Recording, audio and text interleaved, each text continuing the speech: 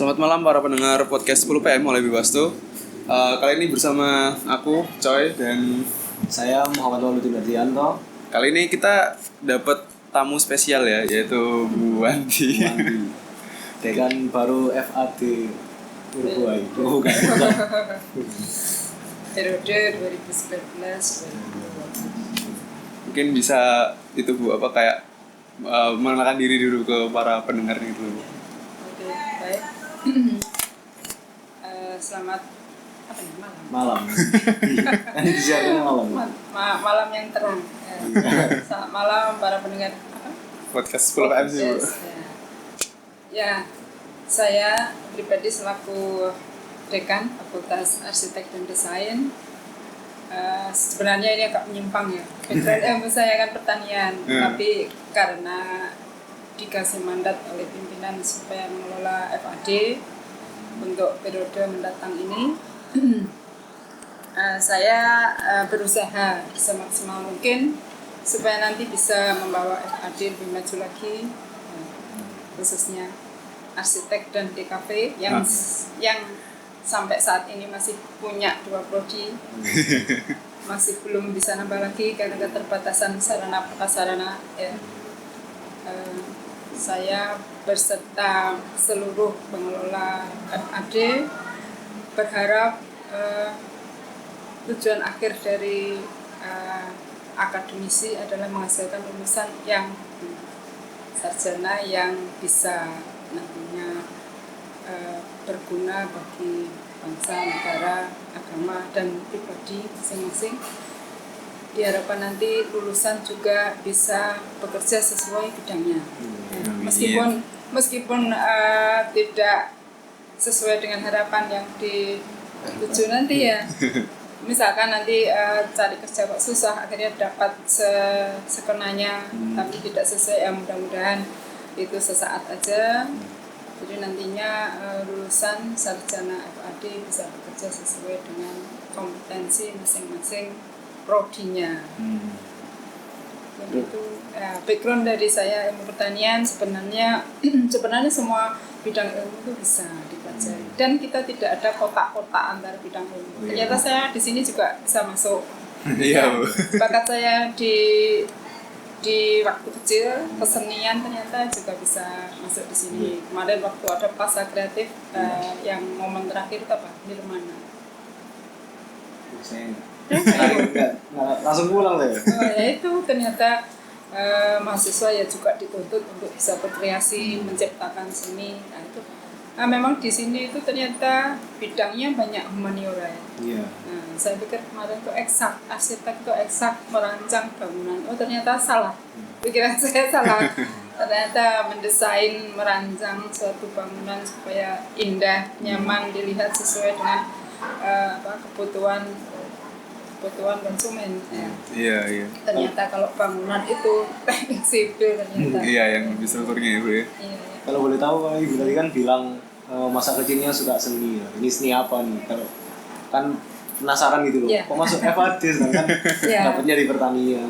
Ya itu ya sejak kecil itu saya ikut seni tari. Oh, seni. Bahkan dulu itu ikut grup wayang orang. Oh. Salah satunya dulu yang ada di Surabaya itu lupa saya namanya. Itu ada grup seni wayang orang dan ketoprak itu pernah di Tulungagung. Saya asli dari Tulungagung. Memang di daerah Tulungagung pusatnya seni ya. Jadi mau tidak mau kita terlibat dalam perkembangan seni. Saya mulai SD sudah mulai, SMP sampai SMA. Bahkan mahasiswa pernah sekali waktu kalau ada dies, inaugurasi saya ikut. Di UB dia Bu. UB sampai akhir semester 7 itu saya ikut. Mesti setiap dies itu ikut. Ya ada yang lain yang mau. Akhirnya kolaborasi dengan sesama jurusan. Saya bidang tanah, kolaborasi dengan jurusan agronomi. Ya siapa yang bisa narik kelihatan. Akhirnya muncullah, ya sudah itu mau tidak mau, bahkan sampai ada orang yang mau punya hajatan disuruh nari. Ya ternyata seni itu indah ya. Bisa masuk kemana saja. orang tanpa seni rasanya hidupnya hampa. Iya. Waduh, mantap. Ya. Boleh. Nah, ini saya masukkan di bidang pertanian itu kalau tidak ada jiwa seni ngelola suatu bidang ilmu ya rasanya kurang. Masih kepake ya Bu seni di pertanian itu? Seni itu untuk semua kehidupan ya, tidak hanya untuk nari ya. Misalkan kita ngajar seni, ngajar yang baik itu bagaimana, tidak kaku monoton kan. Ngajar itu harus mahasiswa supaya bisa menarik kita gimana. Logat kita untuk membawakan kan beda-beda. Kalau kita terlalu kaku ya nggak bisa masuk. Makanya di sela waktu biasanya saya ya Masih nari. di Fakultas Pertanian sudah enggak. Awal-awal masuk jadi dosen masih grup Dharma Wanita itu dulu suka sekali. Ada ibu-ibunya ada yang membuat grup itu. Ya akhirnya sekali waktu sampai umur anak saya 3 tahun itu masih habis itu sudah enggak. Nah ini kebetulan masuk di FAD ada nari-nari lagi itu akhirnya ya sudah terbuka lagi. Nah ini untuk Mas Pahlawan mungkin dari kayunya arsitektur, jadi ada lawan buat nari. Mas Pahlawan ya bertanding sama Ibu Wanti kalau request Mas Pahlawan. Nah terus untuk background pendidikan Ibu sendiri, nanti mungkin dari background orang tuanya kok bisa masuk pertanian gitu? Ya orang tua memang dari desa, dari Madiun. Ternyata orang tua saya itu jiwa seninya ada, yang mungkin urunnya dari situ. Dari Madiun itu dari kecil katanya dulu ya ikut grup wayang orang, jadi sudah tidak bisa keluar dari situ. Ya. Saya masuk pertanian itu ya karena terpaksa dulu itu, karena masuk kemana-mana enggak. Saya itu tesnya berkali-kali ya. Masuk di ITS saya dulu sukanya tidak tahu perempuan tapi sukanya agak berat. Saya masuk teknik sipil nggak masuk. Matematika di UNER nggak masuk, ya sudahlah saya terdampar di pertanian. Pertanian pun saya ambil bidang fokus yang ya lagi-lagi. Ya tanah itu atau sekarang sumber daya lahan itu memang banyak diminati pria. Saya satu kelas itu 25 orang, ceweknya cuma 5. 1 sudah nggak meneruskan, jadi hanya 4 itu aja sulit berkumpul-kumpul. Seperti sekarang kalau satu kelas berapa 50 banyak cewek gitu ya. Kalau di kelas saya dulu banyak cowoknya, tapi enak, banyak cowok itu enak. Kenapa ini? Nah, kalau kemana-mana biasanya kan cowok kan lindungi. Mestinya kan gitu. Jadi anak cewek itu perlu dilindungi. Jangan dibiarkan, jangan tambah kebalik. Di sini kayaknya cowok-cowoknya kok. Waduh. Banyak minta perlindungan, enggak ya? Oh ya Allah. Enggak. Nah itu kayaknya buat request anak-anak di FAD ini kata Bu Wanti jangan kebalik gitu ya. Jangan yang cewek-cewek jadi laki-laki di sini. Sebaiknya gitu ya, laki harus jantan. Kalau ada setiap permasalahan harus bisa menangani. Ya, Terus kalau di pertemanan sendiri kalau kumpul laki-laki masa nggak ada yang modus gitu ke ibu? Ya kita harus bisa bersikap. Waduh. Ya bersikap wajar itu. Kalau sudah dewasa itu antar lawan jenis pasti ada, itu wajar.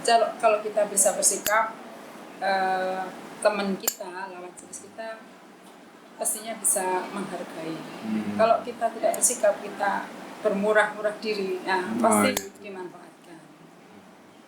Oke, untuk langsung ini loncat ya, Mas Yai. Jadi tujuan kita kesini mau buat cari materi juga buat di majalahnya di Wastu. Jadi yang hubungannya sama dunianya Ibu di pertanian. Nah, jadi yang mungkin kita alami saat ini kan pertumbuhan penduduk di Indonesia kan semakin tinggi. Nah, terus kemudian ada urbanisasi.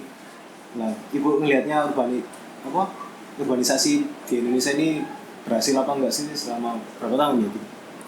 Udah dari cukup lama ya? Iya, bahkan 2006 sendiri ada wacana kalau ada urbanisasi lagi tapi nggak terlaksana. Iya. Oke, gini ya.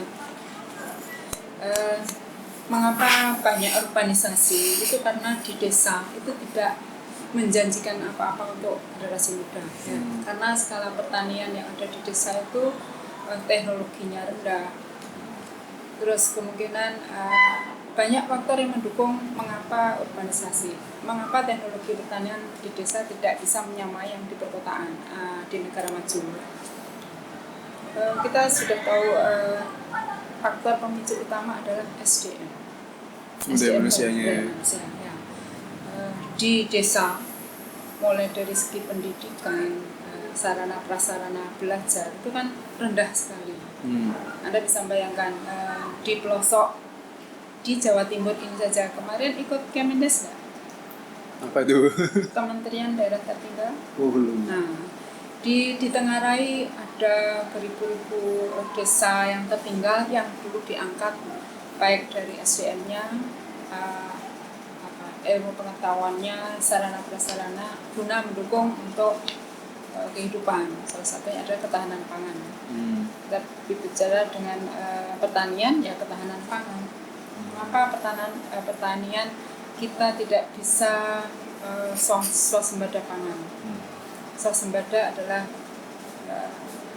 kekuatan diri untuk menghasilkan pangan. Intinya gitu. Mengapa tidak bisa berusaha sendiri menghasilkan pangan? Ya balik lagi SDM.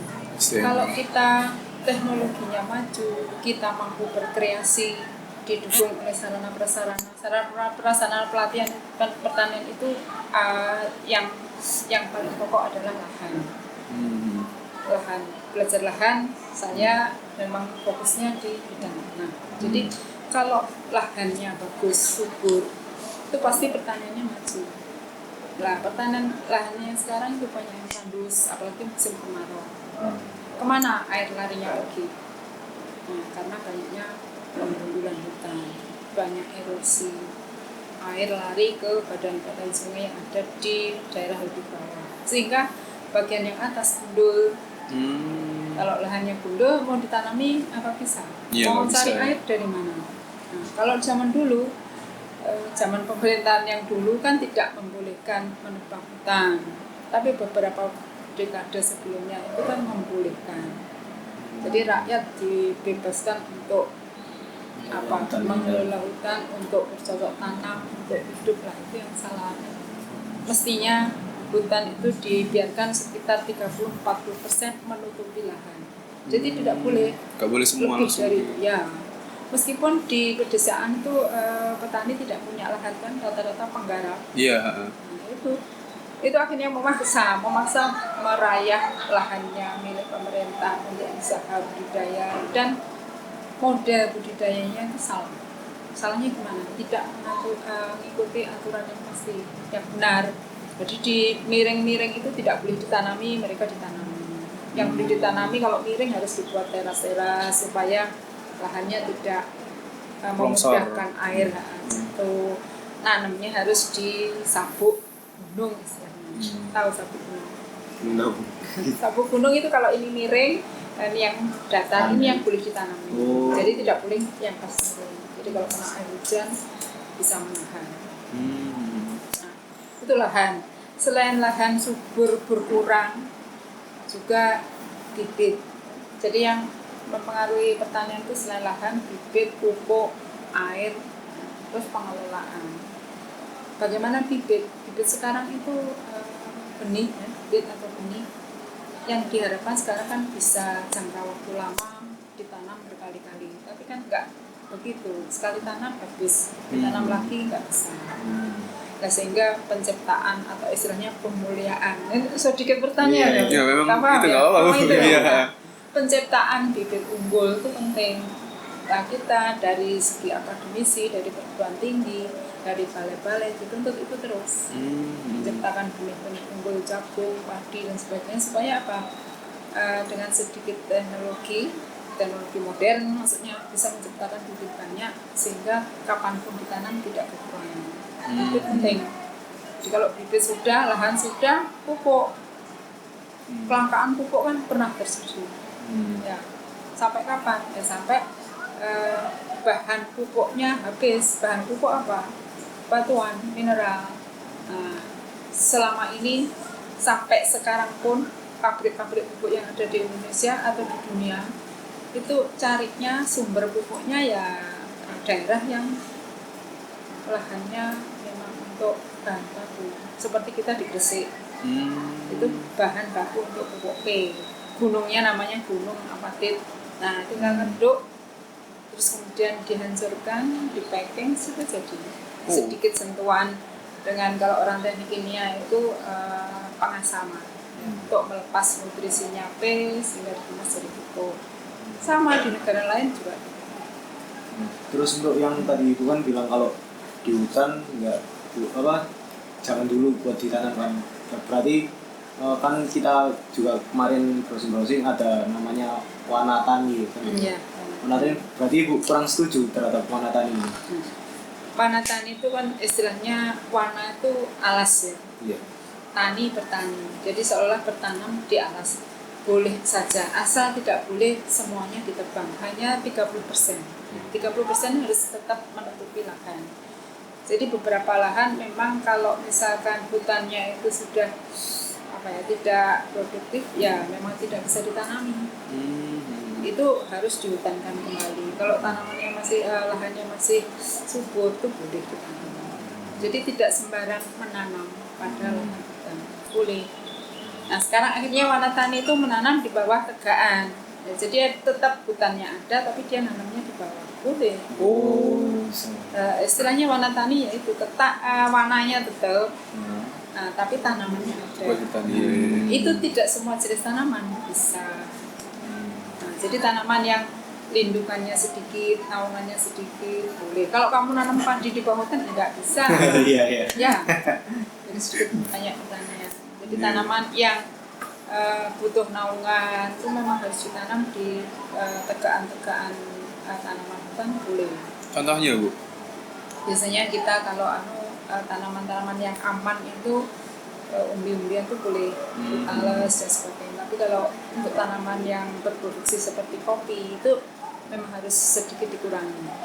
Jadi tegaan paling 10-20%. Jadi memang harus ada sinar masuk. Tapi tidak boleh ditebang sih. Tanaman kopi, cengkeh, coklat itu pasti ada naungannya. Nah, naungannya itu masuknya tanaman hutan itu ya. Siapa aja yang jadi naungan? Banyak, ada jati, ada sana, ada banyak sekali ya. Yang tanaman tinggi-tinggi buah gitu ya? pun boleh, asal cocok boleh. Di daerah agak tinggi yang seperti di Wonosalam itu apa durian. Terus banyak sekali tanaman yang bisa di istilahnya kolaborasi, sinergi antara beberapa jenis tanaman supaya hidup bersamaan. Oh iya. Ya, semua itu kita hidupkan, sinergi kan, hidup Iya. berdampingan. Produksinya bisa. Terus kalau yang saya tangkap tadi, Bu Wanti kan kayak nyebutin banyak tanaman loh Bu, maksudnya banyak jenis. Sedangkan kalau di Indonesia tuh kayaknya kalau makan bahan pokok, makanan pokok tuh kayaknya nasi terus itu. Kalau menurut Bu Wanti, penting nggak sih diversifikasi pangan, maksudnya jangan beras saja. Kayak kalau misalkan ada seorang arsitek tuh yang cukup terkenal namanya Pak Yusing, itu beliau mencoba kayak memperkenalkan lagi, ayo di Indonesia tuh banyak loh pangan, nggak cuma nasi, nggak cuma beras saja, tapi ada jagung, ada sagu, singkong dan lain. Iya memang gitu, diversifikasi pangan itu penting. Jadi salah satu program ketahanan pangan itu ya diversifikasi. Jadi kita tidak hanya makan padi, tapi anak muda apa mau? Nah, ya itu. Nah, kita sudah mencoba. Jadi saya itu kadang seminggu sekali sudah tidak nasi. Jadi nasi pagi sekali. Nanti siang biasanya saya nggak nasi. Paling buah biasanya atau kadang lontong. Lontong kan mengurangi volume beras ya. Iya. Jumlahnya sedikit. Memang kadang kalau orang yang perutnya sudah melar, nggak kuat, kalau nggak nasi, sudah mulai dijaga. Kalau belum nasi, belum makan itu. Nah, sudah ubi-ubian, sudah mulai ubi-ubian, kentang, apalagi orang yang sudah diabetes harus mengurangi nasi. Bahkan nasi pun sekarang ada diversifikasi, tidak hanya beras putih. Pernah tahu beras merah, beras hitam? Iya, pernah dengar. Ya, saya kerjasama dengan teman-teman yang di pertanian menanam beras merah. Salah satunya ada di Jember itu permintaan beras tinggi. Jadi sekali produksi dia biasanya langsung packing, disebar habis. Generasi muda harus bisa diversifikasi pangan. Iya, harusnya. Udah harus bisa mulai makan ubi, pisang rebus, jangan nasi aja. Terus untuk di apa sekarang di ketahanan pangan sendiri kan ya yang mungkin saya bilang ibu kemarin tentang pembangunan di Indonesia sendiri. Nah, sedangkan di Indonesia kan ya lagi gencar-gencar, nah, apalagi ada anggapan kalau negara maju itu ya dilihat dari pertumbuhan pembangunannya. Nah, sedangkan ada ini dikalakan tadi ketahanan pangan lah.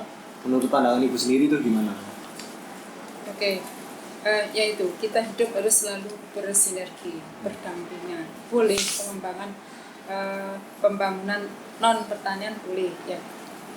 Pembangunan non pertanian itu merupakan salah satu yang harus diikuti karena adanya faktor-faktor yang mendukung produksi pangan tidak berhasil. Contohnya gini, tanah-tanah di daerah sekitar kita aja lah, tidak usah jauh-jauh.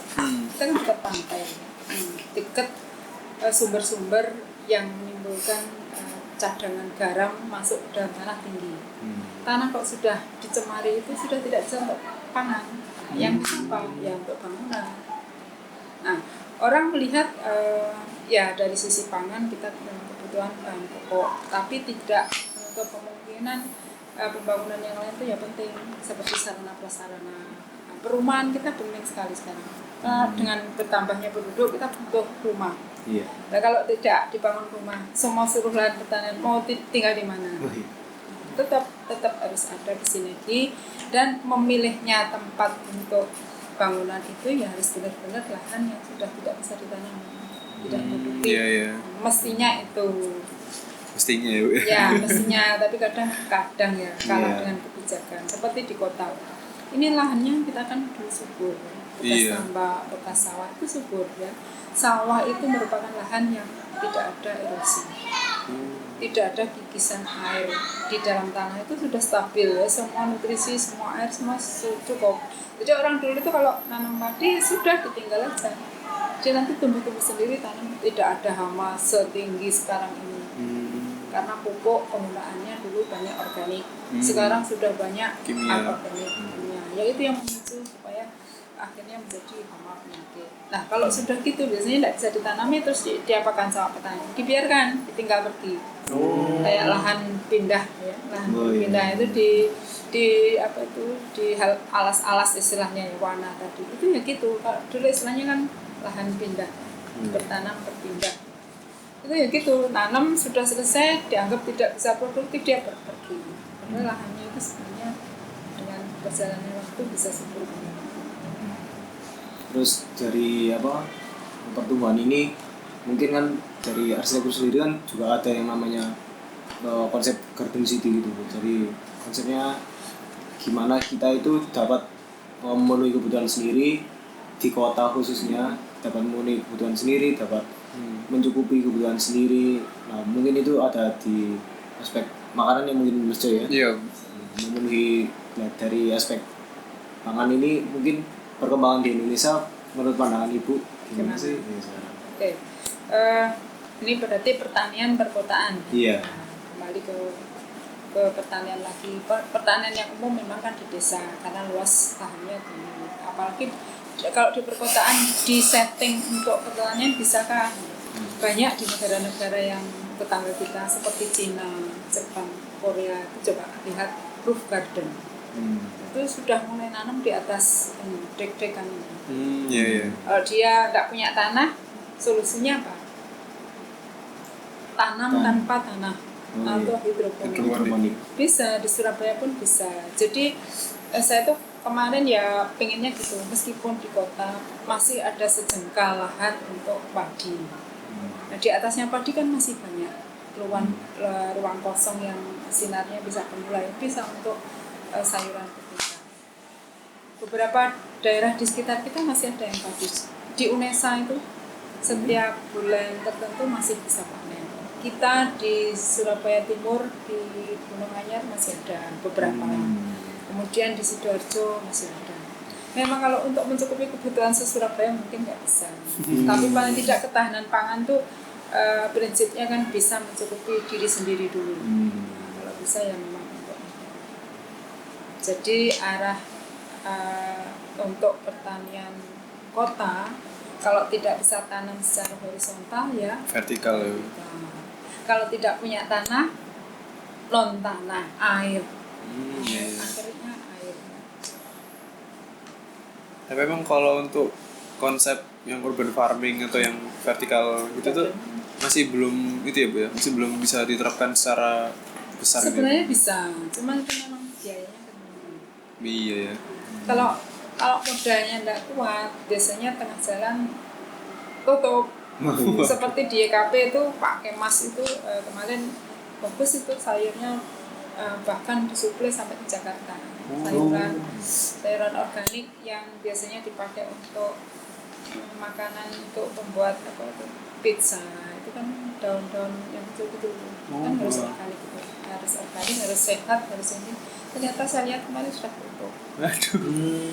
Terus biasanya perusahaan-perusahaan besar itu ya mungkin CSR-nya itu ke pertanian juga, seperti Sampurna yang di Pandaan itu ternyata getol untuk ketahanan pangan. Dia CSR-nya membantu petani sekitar situ untuk pertanian organik, khususnya untuk meningkatkan. Jadi kalau makanan yang kita makan pun harus berkualitas, tidak sembarang makanan. Meskipun lahannya sempit tapi berkualitas sehingga dampak ke kita tidak menimbulkan sakit. Jadi semua itu serba mutu ya, tidak sekedar jumlah. Apalagi di perkotaan jumlahnya sedikit, harus mutunya yang baik. Kalau bisa setiap rumah, sekarang programnya Pemkot, programnya Dinas Pertanian Kota kalau nggak salah, setiap rumah itu pangan lestari istilahnya. Setiap rumah harus bisa menanam tanaman untuk kebutuhan sendiri.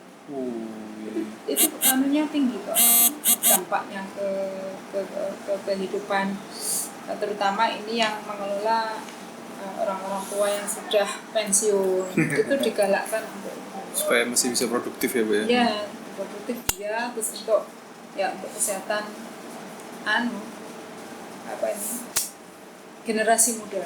Iya. Kamu jangan sekarang makanannya fast food semua. Aduh. Kalau bisa Ketahuan.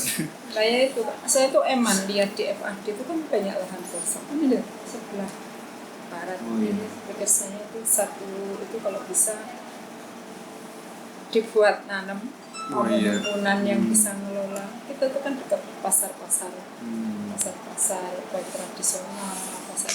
Meskipun kamu bukan orang pertanian. Asik juga kayaknya. Tahu nggak suksesnya anak-anak yang hidroponik itu? Dari ekonomi, dari teknik. Saya pernah, kalau nggak salah, ya di YouTube itu. Mereka manfaatkan roof gardennya, rooftopnya masjid-masjid, izin sama pengelola masjid, dia setting sendiri itu. Nice. Iya. Biasanya orang pertanian nggak melirik situ, tambah justru orang non pertanian tambah melirik. Gak apa-apa kalau misalkan nanti kepingin ya di FAD. Saya sudah mulai ini merasui dosen-dosen dan teknik. Wah, harus tuh. Ini yang mau mulai untuk nanam-nanam ini. Kemarin awal-awal ya saya sudah sedikit-sedikit setiap minggu saya bawain tanaman. Akhirnya beberapa pengelola sini seperti Udin yang suka tanaman ya akhirnya itu mengelola juga nambah-nambah. Tapi sekarang kan ada paradigma kalau anak muda jadi petani, jadinya apa nanti gitu? Petani modern, nah gitu loh. Makanya hidup ini harus tidak cukup kan satu bidang ilmu, harus punya ilmu yang lain, kompetensi yang lain harus digeluti. Petani modern yang sering diundang weekend itu, nah juga anak muda bisa juga. Karena kan ada stereotip kalau anak muda jadi petani ya kan kita lihat sendiri petani kan kayak kehidupannya masih kurang ya sejahtera kurang sejahtera di Indonesia gitu. Kayak nggak keren lah gitu. Iya. Itu kurang kreatif. Itu kurang kreatif. Kalau punya kreatif pasti bisa. Lahan sejengkal pun yang hidup berdampingan dengan pertanian perikanan, peternakan. Jangan hanya nanam satu komoditas. Kalau bisa punya lahan tertentu, nanamnya variasi komoditas berdampingan dengan peternakan, perikanan. Jadi kalau tidak panen sayur, panen ikan. Oh iya. Panen ternak. Saya yakin itu bisa sustainable. Sustainable. Iya. Ya, berkesinambungan. Jadi ketahanan pangan intinya yang menyediakan pangan secara sustain. Tidak cukup misalkan saya bisa nanam padi untuk panen 1 bulan ini selesai itu habis. Enggak. Jadi 1 tahun diversifikasi pangan itu tidak hanya nanam padi, tidak boleh 1 tahun nanam padi terus tidak boleh. Istilahnya rotasi tanam. Jadi harus padi biasanya mengandalkan air, padi. Kalau yang kedua apa? Bisa jagung, bisa kedelai atau apa yang lain. Nah itu yang menciptakan sustainable pangannya tercukupi. Iya. Dan petani biasanya kalau untuk mencukupi diri sendiri tidak dijual, disimpan dulu untuk kebutuhan sampai 1 tahun, sisanya dijual. Itu yang sistem. Oh iya. Kalau kamu beli terus, habis besok bingung. Iya. Ya itu. Memang isu sustainable itu juga di arsitektur tuh lagi sih Bu, kayak apa ya, suatu iya lagi nggak. Soalnya emang kayak isunya kalau sekarang kan apa ya, iklim berubah terus apa, hutan kemarin kan Amazon kebakar tuh, kayak ya manusia tuh banyak banget lah kayak merusak lingkungan dan jadi itu selain iklim ya manusia salah mengelola ya hutan yang nggak boleh ditebang. Kalau jauh-jauh di Amazon, kamu ke selatan sedikit di Pujon itu aduh ngeri, di Cangar, di Pujon yang dikelola untuk apa itu, untuk pariwisata. Di Pujon gitu yang ditanami, lembah-lembahnya ditanami sayuran untuk dijual. Ya sekilas kan bagus, tapi daya tampung tanah nanti terhadap air hujan rendah sekali. Kasihan. Yang kena dampak kita yang di bawah ini, Surabaya, karena aliran air. Coba sungai-sungai yang mengalir ke Sungai Brantas yang di sumber air kita untuk PAM itu. oh iya. Itu Iya. air dulu tuh warnanya kan sedih, coba sekarang nggak ada air jernih. Terus setiap hari kamu minum. Iya. Coba kamu makan sehari-hari di mana makan? Kantin ini. Di kantin sini asal padi dari mana? Ya dari Sawah. Sawahnya sama mana? Nah, kita itu. tahu pertanian. Nah, makanya mestinya saya tuh kadang kalau ke desa pasti suka padi yang digiling di pedesaan tanpa mengerti. Ya makanya kamu generasi muda, generasi penerus, makanlah makanan yang sehat. iya harusnya. Makanya saya memaksa anak pertanian tuh nanam sayur sendiri, di rumah sendiri. Inilah saya sendiri nanam sendiri. Di bagian atas rumah itu sayur kayak kebutuhan sehari-hari, meskipun tidak kontinu, kalau tidak selain untuk hiburan ya kita memang memberi contoh supaya bisa mencukupi kehidupan sendiri. Kalau tidak sayur, kalau beras tidak bisa nanam ya memang dikurangi. Yang paling aman ubi itu sudah tidak dipupuk, jadi dibiarkan hidup di hutan di warna-warna itu sudah aman. Tumbuh sendiri gitu. Itu hanya direbus, kita sudah tidak menggunakan minyak, sudah tidak menambah kolesterol. Iya. Makanya saya nggak bisa gemuk. Kalau sagu itu kan makanan khas daerah timur ya. Itu kan diambil dari batang pohon kayak kelapa itu. Itu sehat. Kan tidak dipupuk. Justru makanan dari tanaman-tanaman buah pohon yang tidak manajemen manusia dipaksa kan. Padi, jagung, kedelai, lombok itu kan dipaksa dikasih pupuk sebanyak-banyaknya supaya dia produksi setinggi-tingginya dapat keuntungan. Kalau tanaman pohon hidup di hutan aman itu, kecuali kalau tanamannya menghasilkan racun ya. Nggak boleh. Seperti umbi yang ada racunnya, kalau dimakan gadung harus dengan penanganan tersendiri. Gadung itu kalau tak kuat bisa kena racun.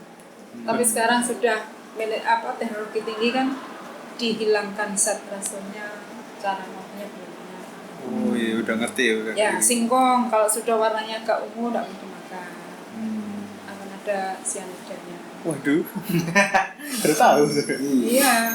Makanya yang warnanya alami lah ya. Nah, kamu kok masa tahu masaknya kalau misalkan daunnya tadi habis disemprot pestisida. matanya. Iya. Tapi Iya, lombok buah enak kan tomat buahnya seger-seger Hijau. merah lah ya apa manis-manis. Aduh itu semprotannya tinggi. Saya tidak berani makan apel yang di batu gitu. Kebetulan kalau di klaim katanya ini apa yang bagus daripada yang Iya, import ini. Iya, tapi semprotannya di batu itu sudah rusak semua lahannya. Dia kan itu pupuk terlalu tinggi, tanahnya sudah tidak bisa menahan itu, akhirnya terus dibiarkan tak petani. Sekarang yang tinggi kan lari ke daerah mana ya, agak ke timur, Pasuruan Selatan. Di Batu sudah nggak sebagus. Ya karena dulunya petaninya dengan prinsip pupuk sebanyak-banyaknya, hasil setinggi-tingginya. Iya itu. Lagi-lagi kayaknya aneh ya, kalau manusia terlalu apa ya, serakah. Iya. Ya makanya kemarin kan nanya apa hubungannya tanaman pangan dengan arsitektur. Nah, arsitektur melihatnya kan keindahan. Keindahan tapi dinilai juga dari kebenaran cara tanam. Jadi tidak sekedar indah dilihat saja, jadi yang benar. Tanam yang benar. Misalkan di daerah yang apa, kayak di daerah tinggi itu tanamannya yang bisa hidup kan hanya tanaman yang cocok di iklim dingin, jangan dipaksa. Misalkan mau nanam pohon mangga di Pujon, bisa memaksakan diri. Soalnya sudah punya rumah di sana, ya aslinya kan indah, gitu, ada pohon, ada rumah, tapi hanya beberapa tanaman yang bisa ditanam pada kondisi iklim. Ya, cari arsitekturnya itu ya harus ngerti. Jadi meskipun kamu tidak sembarangan, saya pengen rumah di sini dengan indah, tapi nanamnya sembarangan karena saya butuh, nggak bisa. Itu menurut teman-teman arsitek ya, jangan asal tanam. Di tugas SPA-nya asal nanam pohon, api vegetasi nih. Iya, lagi. Gitu. Kemarin ada disarankan waktu ikut pembukaannya di Korintex dari Sekjen Koperasi kalau nggak salah. Diharapkan ada arsitektur yang bisa merancang rumah pedesaan.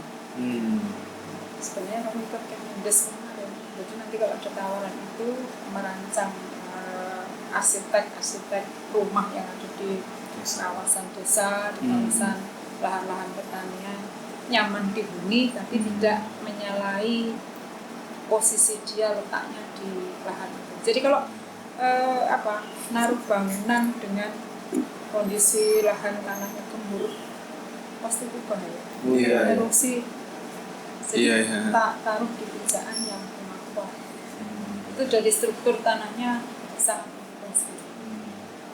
Jadi arsitek sekarang ini diharap ya nggak melupakan desa ini tadi. Jadi desa dapat bersaing dengan kota dan desa ini dapat sustain tadi. Iya. Jadi nyaman, indah dilihat, indah ditempati, tapi ya tidak merusak lingkungan. Ini jadi teman-teman arsitek jangan lupa desa ini tetap kita perhatikan, jangan dulu kita harus hidup di kota kan ada nanti tahun berapa 2025 ya 2025 katanya nanti 90% bahkan manusianya pindah ke kota. Jadi di desa-desa kosong sepi nggak ada apa-apanya saya juga nggak mungkin itu. Jadi kita harus bisa jadi arsitek ini gimana ya mengembalikan supaya tidak urbanisasi semua. Membuat daya tarik desa supaya pemudanya tidak mungkin ada pesan dari Bu Wanti seperti ini. Jadi mari kita perhatikan desa kembali. Nah, untuk menurut Ibu sendiri kan sekarang contohnya aja kayak di Jakarta ini, Ibu melihatnya gimana? Terus detox yang sangat tinggi, terus ada sekarang akhir-akhir ini ada polusi udaranya polusi udara pekat banget ya. Kalau polusi tangan-tangannya ya kalau kaitannya dengan tanaman ya harus nanam tanaman yang bisa menyerap polusi. Salah satunya itu. Kalau sudah tidak bisa dihindari ya penggunaan motor, industri seperti kita di industri. Jadi penangkalnya salah satu ya tanaman. Cari tanaman yang mudah menyerap racun. Selain yang mengurangi polusi. sini. Dengan diberlakukannya 3-in-1 itu sebenarnya bagus. Tapi di Surabaya kayaknya nggak jalan ya. Nggak tahu, kayaknya nggak ngefek ya. Tidak ada peraturan ya, tidak efek.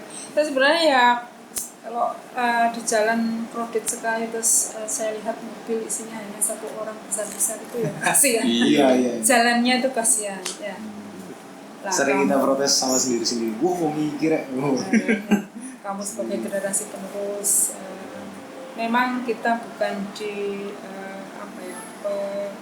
pencetus penggunaan mobil ya, penggunaan kendaraan, tapi sadar dirilah sebagai pengguna jalan, sadar dirilah. Kalau merasa yang kita naik itu memboroskan diri sendiri, memboroskan uang, memboroskan lingkungan, ya dikurangi. Terus tanamlah tanaman yang bisa menyerap polusi sebanyak-banyaknya. Itu Bu Risma itu sudah bagus. Iya. Kita kan kalau tidak ada tanaman itu, serapannya polusi kayak seberapa. Makanya di FAD ini kamu sebagai penghuni sini, saya kembalikan lagi. Saya rasa di sini kayaknya tidak banyak polusi, tapi ya mudah-mudahan dengan iringannya ada gedung-gedung kita kan sudah tinggi. Kayaknya tanaman kita masih bersama. Iya masih kurang. Kalau lihat di pertanian, saya tuh biasanya kalau pagi gini jalan-jalan di belakang kebun, tanamannya apa yang ada apa. Jadi tidak boleh ada tanah yang terbuka. Jadi harus ada tanaman. Terus ada wacana kalau ibu kota dipindahkan selesai masalahnya. Tidak selesai. Itu masalahnya banyak. Seperti Prof. Emil Salim kemarin yang ulas itu ya. Ya kalau masalah ditinggalkan ya siapa yang ngisi? Nanti di sana apa semudah itu terus segera ya mestinya mengurangi hal-hal buruk yang memicu untuk seperti macetnya mobil ya, gimana caranya mengurangi itu mobil, atau kalau bisa nambah jalan tidak bisa ya mengurangi volume mobil, gimana caranya. Di luar negeri kalau nggak salah mobil keluaran tahun sekian sudah tidak layak, makanya tidak boleh keluar. Lah itu kita kan enggak. Iya. Mobil kapanpun kan bisa jalan. Semakin klasik semakin indah. Nah ya itu. Tapi polusinya ya karena teknologi lama. Jakarta itu hanya beberapa tempat aja yang kelihatan bagus, yang lain masih banyak. Jadi ibu kurang setuju ya kalau ibu kota ini dipindah? Untuk sementara mungkin kalau bisa ditangani karena apa? Kalau hanya memindahkan itu kan secepat itu adaptasi yang lain, kebutuhan lain itu memakan waktu lama.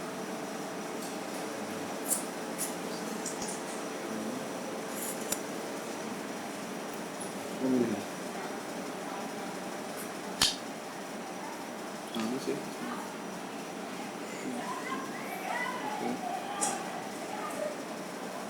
Tapi memang kalau masalah yang pindah ibu kota tuh kayaknya nggak bisa secara gampang bilang setuju nggak setuju ya kan. Iya. Banyak Harus dianalisis dulu. Pertama ya yang utama mungkin karena ekonomi ya. Apakah ekonomi yang di sana itu sudah mapan? Nanti apakah semua kebutuhan terpenuhi? Transportasi.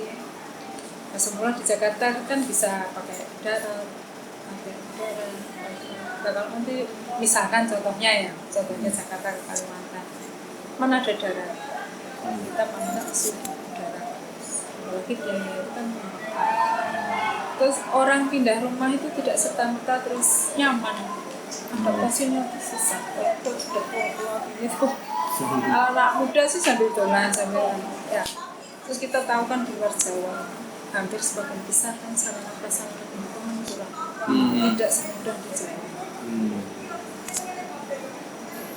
Jadi kan tapi kalau nanti kita pindah kan jadi nggak Jawa sentris gitu, jadi nggak semuanya melulu di Jawa kan, supaya ada pemerataan juga ya ke ya, memang di satu sisi niatnya kan pemerataan supaya yang di luar Jawa itu bisa menikmati hasil kemerdekaan, masalahnya gitu ya. Tapi saya kan bukan orang pemerintah. Tapi kalau dari sisi pemerintahan sudah dihitung masa-masa, mungkin kalau di Jakarta sudah tidak bisa dikendalikan, apalagi kalau sulit ya diatur sudah susah, dikelola kayak apapun sudah tidak bisa, mungkin satu-satunya jalan. Tapi saya tidak tahu kok Kalimantan yang dipilih.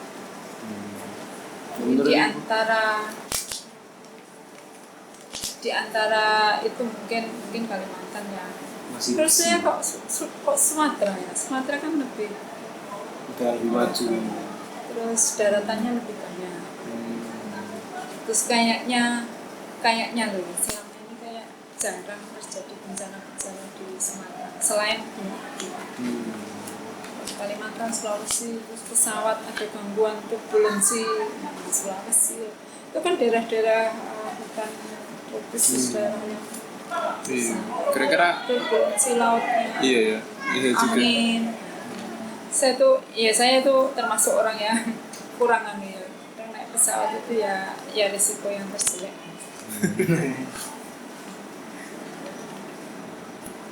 Pikiran saya mungkin Sumatera, tapi tak tahu sudah dipikir masa itu kebijakan yang di atas mungkin sudah dipikir matang.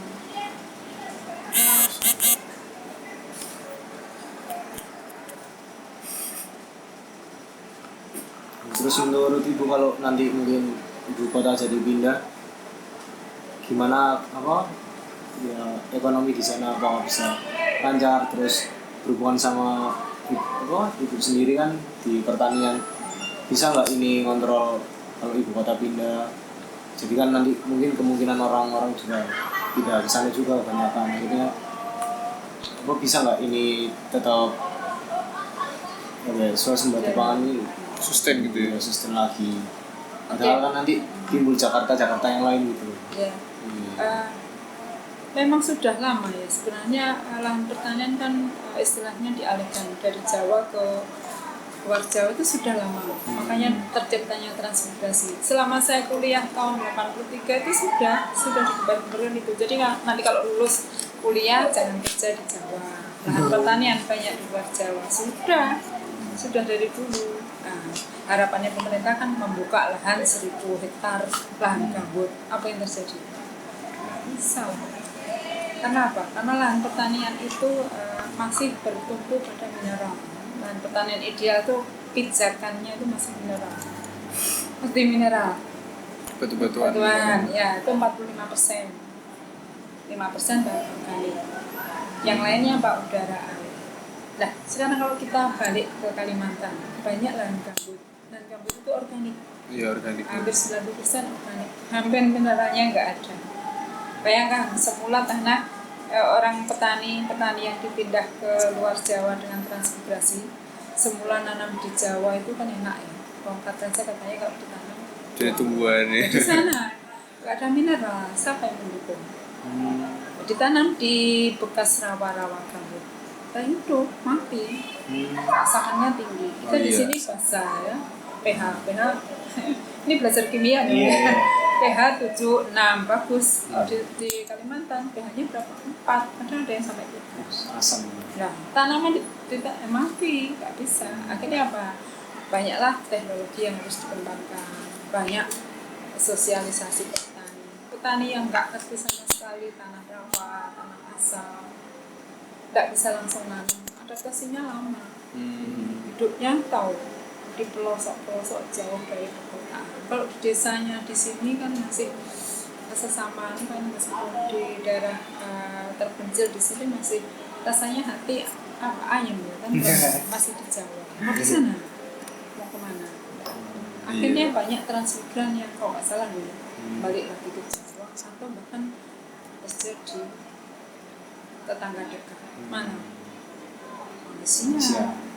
Banyak yang jadi tukang batu. Banyak. Jadi mengurangi jumlah petani di Indonesia. Ya, hanya petani-petani yang tahan, yang bisa kreatif, yang mungkin pas ketempatan lokasi yang indah itu yang bertahan. Terus kalau ngomongin petani kreatif ini kan di Indonesia sendiri ada jurusan pertanian. terus kita sayangkan gitu, lulusan pertanian tapi kok sedikit yang mau jadi petani. Kayak IPB ya. Iya IPB. Jadi perbankan ya. Nah, itu salah mestinya ya. Jadi dia mungkin masuknya pertanian dulu tidak kuat, tidak kuat iman.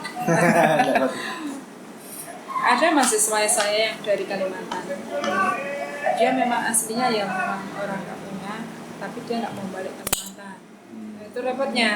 Justru bertempat tinggal di sini, sekarang rumahnya di Gresik, itu untunglah dia masih komitmen dengan bidang pertanian. Dia kerja di perusahaan pupuk impor. Nah, caranya kerja pupuk itu, perusahaan pupuk itu dengan memberikan sumbangan bibit sama pupuk ke petani, menanam tanaman yang ditentukan oleh si pemberi pupuk, nanti dibeli. Nah, akhirnya mahasiswa saya ini ya ikut-ikutan seperti itu, sewa lahan, buka. Nah, itu yang saya senang seperti itu. Jadi dia kreatifnya nanti meramu sendiri pupuk, memproduksi tanaman hingga menjualnya ini kerjasama dengan koperasi. Sebenarnya sarjana pertanian kalau tidak kerja di bidang pertanian ya harus mandiri, wirausaha. Nggak gampang. Kalau arsitek gampang ya. Enggak. Merancang bangunan itu sudah merancang sudah. Ya tapi Pelaku di pasaran enggak. Nah ya itu. Sama. Sebenarnya semua sarjana itu harus kreatif. Iya. Siapapun dimanapun apa bidang yang digeluti harus bisa survive. Kayak pangan tadi loh, tahan. Iya. Ketahanan pangan. Supaya pangan bisa tahan gimana ya, tempat tinggalnya harus sustain. Kamu supaya hasil karyamu dihargai orang ya harus bisa ngikuti zaman sekarang. Petani ya gitu, jangan petani kuno dibawa ke sini, petani sekarang modern.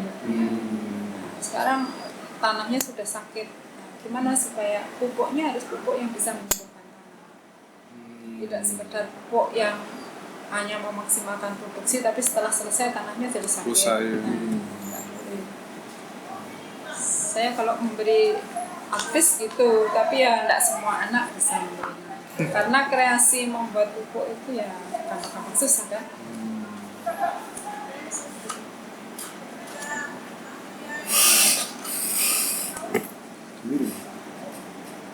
Iya. Udah waktunya istirahat begini gue. Apa ya? Yang kurang apa?